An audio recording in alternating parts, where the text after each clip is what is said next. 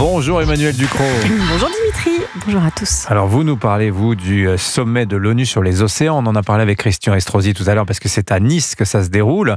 À cette occasion, vous nous parlez de la filière pêche française qui est en plein doute et en plein paradoxe. Mais oui, le paradoxe, c'est que la France est le deuxième domaine maritime au monde, mais qu'en dépit de cela, elle reste un tout petit pays pour la pêche. On capture en France seulement 14% des volumes de poissons européens. Il y a en France métropolitaine 9300 marins-pêcheurs seulement, et notre pays est ultra dépendant. Nous importons 90% des produits de la mer que nous consommons. C'est notre plus gros poste de déficit alimentaire derrière le café, et ça nous coûte chaque année 4 milliards d'euros. Mais c'est incroyable, comment ça se fait que nous soyons si dépendants avec toutes les eaux que nous avons? D'abord, ça vient de ce que nous mangeons. Les 3/4 des produits de la mer cuisinés en France sont soit du saumon, soit des crevettes, soit du cabillaud. Et ça, on n'en pêche pas chez nous. Nos habitudes alimentaires ne sont pas tournées vers les pêches locales qui sont pourtant très variées, ou vers les productions locales. Et ça explique que l'aquaculture ne se soit jamais vraiment développée en France. Et alors la flotte de pêche, comment va-t-elle? Pas terrible, pour ne rien vous cacher. Il reste en France métropolitaine 4200 bateaux de pêche seulement. C'est moitié moins qu'en 1990. Ils sont tout petits. 86% de ces bateaux font moins de 12 mètres, et puis ils sont vieux, ils ont 31 ans de moyenne d'âge.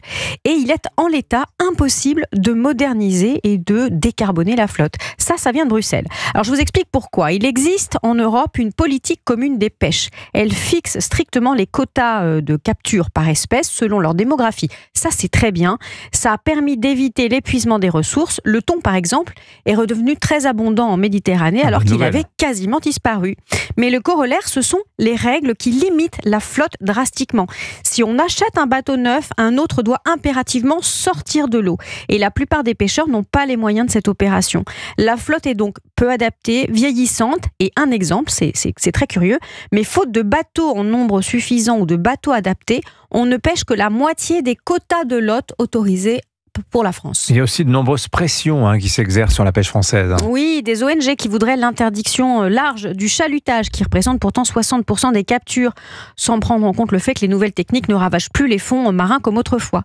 Il y a aussi une querelle sur les aires marines protégées, dans lesquelles les ONG voudraient une interdiction totale de la pêche. Alors ça, c'est absurde, parce que certaines zones sont protégées, par exemple pour les populations d'oiseaux, pas pour les fonds marins, et puis que de toute façon, on n'y fait absolument pas n'importe quoi.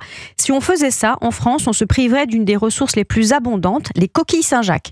Alors, à l'occasion de ce sommet des océans, il y a effectivement des inquiétudes. Les pêcheurs sont favorables à la protection de l'environnement, à la gestion durable des espèces. Ils savent que leur avenir en dépend, mais ils aimeraient quand même qu'on fasse un peu confiance à leur savoir-faire. Ils disent aussi que plus de pêche en France ou en Europe, ce serait dramatique. Si on n'en avait plus. Oui, plus de pêche. Oui, plus. Et c'est toujours la même histoire. Ce qu'on ne fait pas ici ou en Europe, on l'importe. Et quand une grande part des océans de la planète est massacrée par la pêche illégale et sans retenue, par des bateaux-usines qui labourent les fonds, il serait stupide de couler la petite pêche responsable et locale. Vous avez raison de me reprendre. Mais non, ça a changé le sens complètement. Merci beaucoup, Emmanuel Ducrot.